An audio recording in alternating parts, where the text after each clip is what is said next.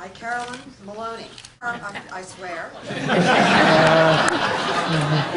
will defend the Constitution of the United States That I will defend the Constitution of the United States against enemies, foreign and domestic, against all enemies, foreign and domestic, that I will bear true faith and allegiance to the same, that I will bear true faith and allegiance to the same, that I take this affirmation freely without any evasion or other purpose, and that I will faithfully discharge the duties of the office of Member of Congress, 14th Congressional District. that I will faithfully do the duties of the 14th Congressional District as a member of Congress representing the great borough of Queens. So help me God. So help me God.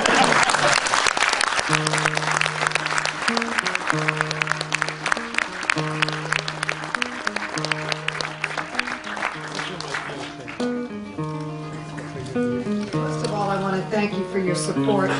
Running for re-election is always humbling and an uplifting endeavor, and the opportunity to reconnect with the voters and ask for support and to hear exactly what you think about the job I'm doing and what you think needs to be done. And no one is ever shy about telling me about it here in Queens, and I am proud of the work that we have done together for the neighborhoods of Queens. I put together 10 points of areas that we've worked together and areas that I want to continue working on in this new 2 years in Congress. First is improved health care for Queens, and as Martin Luther King said, and I quote, "Of all the forms of inequality, injustice in health care is the most shocking and inhumane." We tried to correct this by passing a comprehensive health care bill. Just yesterday in the United States Congress, the new Republican majority repealed the bill. But our senators will stop it in the Senate, and I will continue to work and defend your health care. But health care is also very local and personal.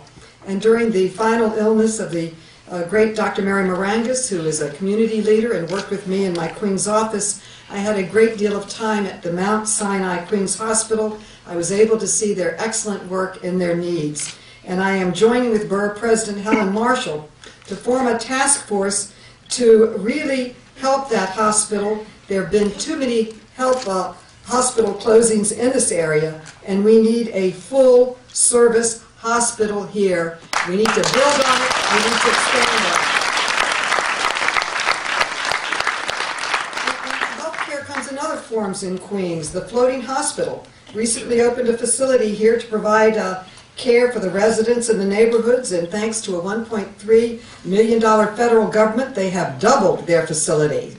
And healthcare must be here for everyone, and that is why I'm so thrilled that the last bill that the United States Congress, the House and the Senate passed in the 111th Congress was my $4 billion 9/11 health and compensation bill.